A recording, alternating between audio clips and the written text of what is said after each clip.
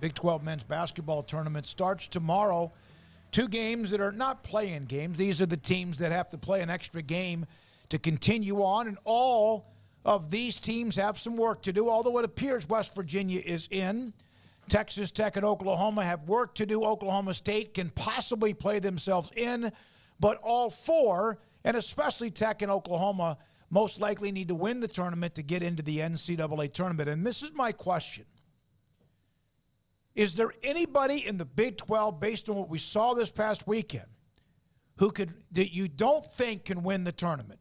Isn't everybody dangerous? Sure, you have Kansas and Texas and K-State, Baylor, Iowa State beat Baylor twice. Is there any anybody you think that, like, there's no way they can win the tournament? No. Really, honestly, if any team got hot, I do think it would be a mountain to climb for Tech, West Virginia, or Oklahoma to do it. But of the top, especially of the top 6 teams, I mean, can any of those teams win 3 games in a row? Yeah. You know, can any of those teams win 3 games in a row against the teams this league? We've seen them all do it. Yeah, we've all seen them lose to those two. Yeah. You know, they haven't had to do it 3 actual days in a row within, 24 hours or less of each other. But yeah, I think they can absolutely do it. I mean, it's weird because it may or may not help you. It depends on what everybody else does. Baylor, I know that Scott doesn't want to do this, but he really needs to kind of hope that his brother Jerome Tang loses a game in that deal so they can stay on the 2 line and they can go to the 3. Although I don't know between 2 and 3, honestly, if this league is good, if you're a 2 or a 3 seed, other than catching a bad matchup. Like, I don't know if it's really that much of a difference in where you're going to go and who you're going to play. Because if you are the best league, then most of the time it probably doesn't matter. And it's just about the matchups that you draw. So I'd rather be a 2 seed than a 3 seed. But if you're good, you're good, right? So, yeah, I mean, you asked the question, can anybody win it? Yeah, I mean, they can. But I'm not buying any of the 4 play-in teams. I don't have confidence in Oklahoma State or Texas Tech or Oklahoma or West Virginia to go run this table. I mean, I think it's one thing to win a couple of games. I think it's entirely something different to, let's say, for example, if you're West Virginia, beat Texas Tech, and then you go beat Kansas, and then you go beat the winner of Baylor, Iowa State, and then you go beat probably Texas or Kansas. I know I'm not buying that any of those teams. Well, if they get past that second game, then they could beat anybody, right? Although sure, you're right. Yeah. Beat anybody, on the same level, sure. I mean, the question is, can they do it? Like I said, then yeah, certainly any team can do it, but am I banking on it or am I thinking that it's all that likely? Absolutely not for those 4. It's kind of the way I look at it if, you view it from the standpoint of this expanded playoff, right?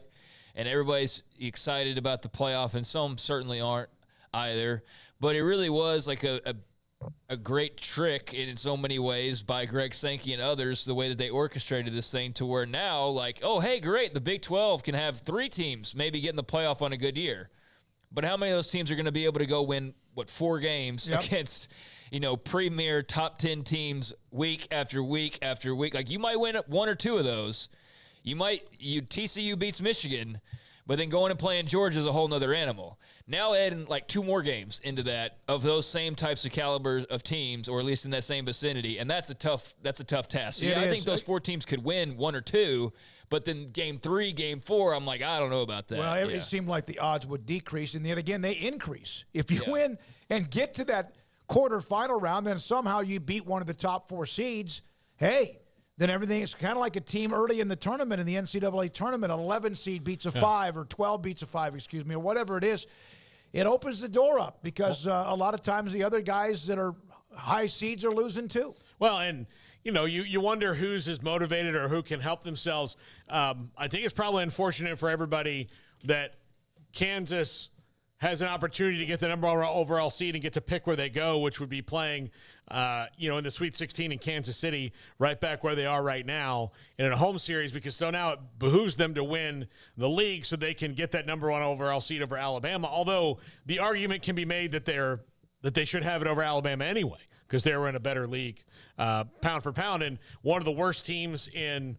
I don't know how this works out on the math of it all, but one of the worst teams in the Big 12 throttled Alabama at their place by 25. And that's a team that Kansas beat twice. So yeah. And Baylor's opened it up against a team that's beaten them by double digits twice. To open the conference, to end the conference, and without one of their better players last weekend. So there's obviously maybe a matchup thing there. Just sometimes you play a team 3 times, maybe that does change just a little bit. Texas will await the winner of the Oklahoma State game. Last time they played Oklahoma, that thing went down to the wire, went into overtime. Oklahoma State, I think, may have gotten them once as well. You just don't know. You really don't know. But Texas Tech, obviously, with the distraction with the Mark Adams on suspension, not sure if that inspires him like it did Texas, because it did with Rodney Terry, and Texas is a much higher-ranked team, and also Rodney Terry with a lot of experience before coaching. Yeah, so, and difference being, though, the actions that led to Beard's departure, not only are they different, which is stating the obvious, but they weren't directed towards the actual team. Yeah. Whereas Mark Adams was dealing with players or whatever the case may be with that. I think that's potentially more apt to spoil the bunch, rather than motivate. But who knows? Maybe it does rally them. I mean, that's entirely possible. And they're able to go on a run.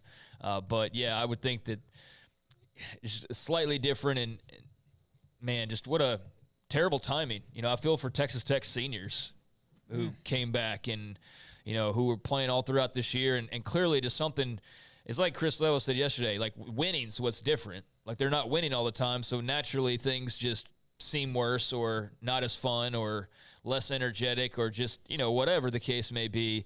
But I don't know, guys. Like even though they were losing more often, it's still just something felt off about the whole thing. Yeah. And it wasn't just that they were losing more. It's just there was all the rumors behind the scenes and all of that. And so, like, I don't know about y'all, but when I saw that story pop, I didn't even know what the subject matter was. I just was like, yep, that doesn't surprise me at all that he's been suspended. I didn't even know what it was for. You're right. No, yeah. I wasn't even surprised he was suspended. I didn't know what the reasoning was. I had no idea, but I was like, yeah, that seems about right. Yeah. Like, that's how much that was coming down the pipeline. So, yeah, I'll be very curious to see how they perform, with the change, and might turn into one hell of a story or might just, end the inevitable. All right. I want to say this for